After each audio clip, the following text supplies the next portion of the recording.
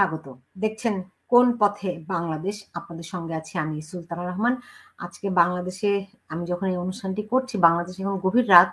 এই সময় যে খবরগুলো আমি পেয়েছি এগুলি খুব বড় ধরনের বেশ কিছু খবর। আপনারা অনেকেই জানেন যে বাংলাদেশে এরই মধ্যে সেনাবাহিনী বিভিন্ন জায়গায় তাদের অবস্থান শক্ত করে নিয়েছে এবং সেখানে তারা যাতে করে কোনো রকম অনাকাঙ্ক্ষিত কোনো ঘটনা না ঘটে সেই প্রস্তুতি রয়েছে।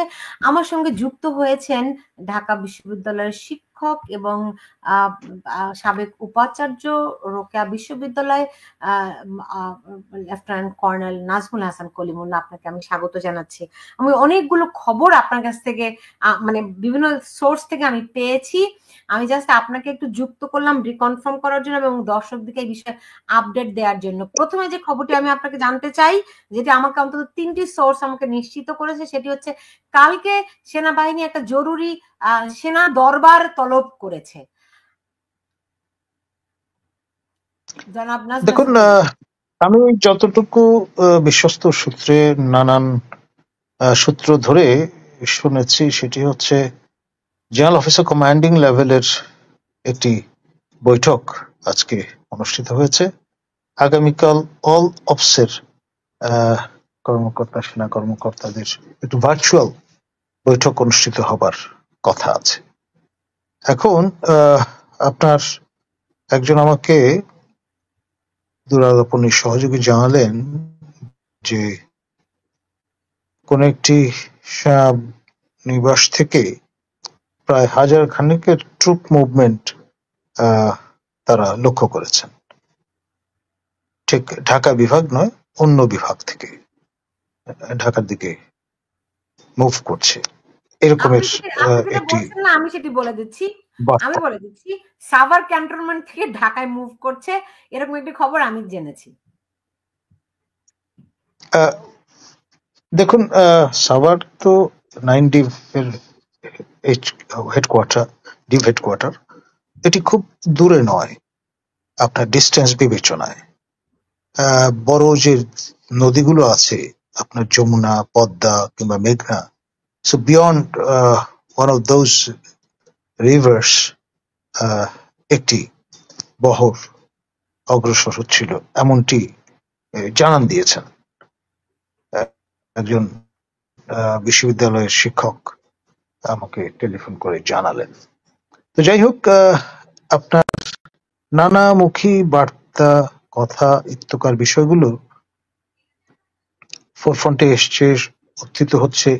বেসিক্যালি হাসনাতের সেই রেফারেন্সে তিনি 11ই মার্চের বৈঠকের বিষয়টা তার সোশ্যাল মিডিয়ামের বার্তায় তুলে ধরেছেন।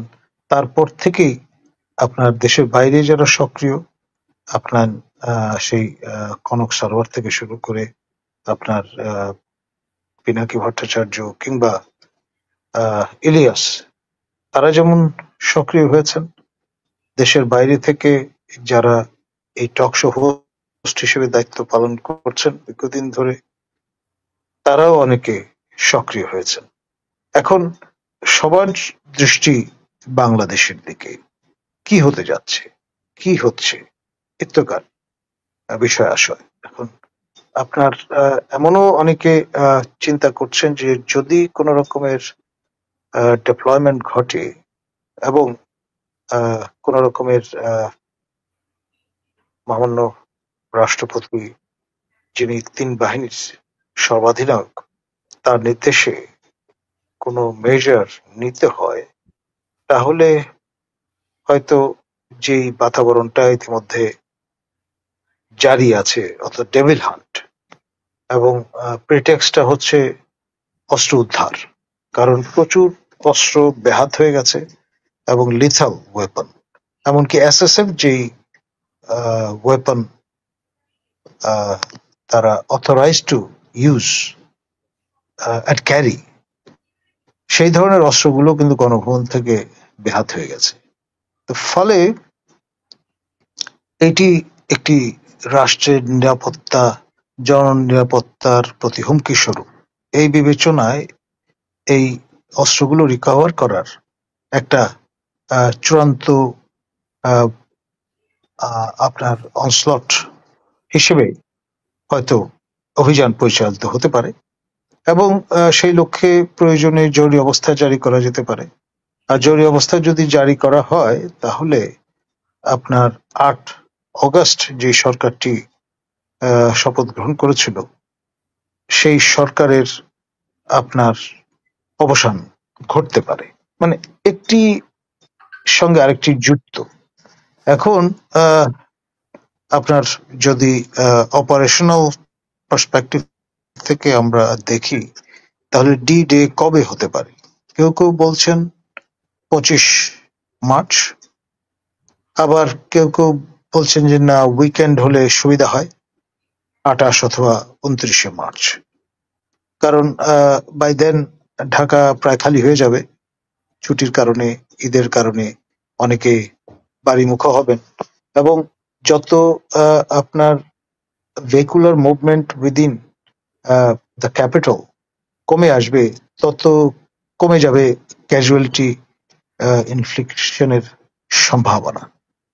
আর যারা তস্কর বলে আইডেন্টিফাইড হবেন তাদের অনেকেরই আপনার যেহেতু অ্যাক্সেস টু ওয়েপন থাকলেও থাকতে পারে, এবং আমাদের মাননীয় উপদেষ্টা সজীব ভুঁইয়া তিনি যে ইন্টেন্টটা শেয়ার করেছেন পাবলিক ডোমেইনে যে যদি আপনার 5ই অগস্ট কার্যকর করা না যেত তাহলে হয়তোবা তারা সশস্ত্র সংগ্রামে লিপ্ত হতেন, এবং সশস্ত্র সংগ্রামে লিপ্ত হওয়ার জন্য আপনার লজিস্টিক যে প্রিপারেশন তার একটা বড় অপরিহার্য শর্ত হচ্ছে স্বয়ংক্রিয় অস্ত্রশস্ত্র এবং তার অ্যাক্সেস থাকা।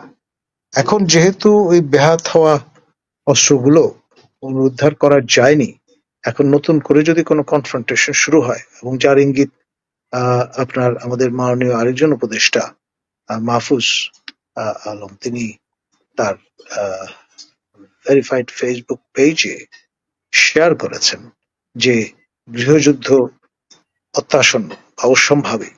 এখন গৃহযুদ্ধের যে আশঙ্কা সেটি আপনার ফলবতী হয়ে যেতে পারে এই ধরনের ইন্টারভেনশন বা পদক্ষেপের মধ্য দিয়ে। তো সেই জন্যে আমরা এক ধরনের ক্রস রোডের মধ্যে আছি। আর বিষয়টা আপনার কোইন্সিডেন্টালি হাসনাতের যে বয়ান তার মধ্য দিয়ে উৎসরিত হয়েছে এমনটি আমি বলবো না, যে ঘটা করে হোটেল ইন্টারকন্টিনেন্টালে আপনার ইফতার আয়োজন করা হয়েছিল। কোন কোন সাংবাদিক দেশের বাইরে থেকে খোঁজ করবার চেষ্টা করছিলেন যে বিলটা কত টাকার এবং কে এটি প্রদান করেছে। এখন ধরুন এটা যেহেতু নজর পড়েছে এই বিষয়ে, আজ হোক কাল হোক এটা বেরিয়ে যাবে। যেমন ওয়াসার ওই নিয়োগ নিয়ে যেমন তিনটি চেক এর ছবি সোশ্যাল মিডিয়ামে চলে এসছে, এই বিলের টাকার অঙ্ক এবং তার প্রমাণাদি যদি পাবলিক ডোমেইনে চলে আসে তাহলে এটাও নতুন রকমের আপ্রুভ তুলবে, এতে কোনো সন্দেহ নেই।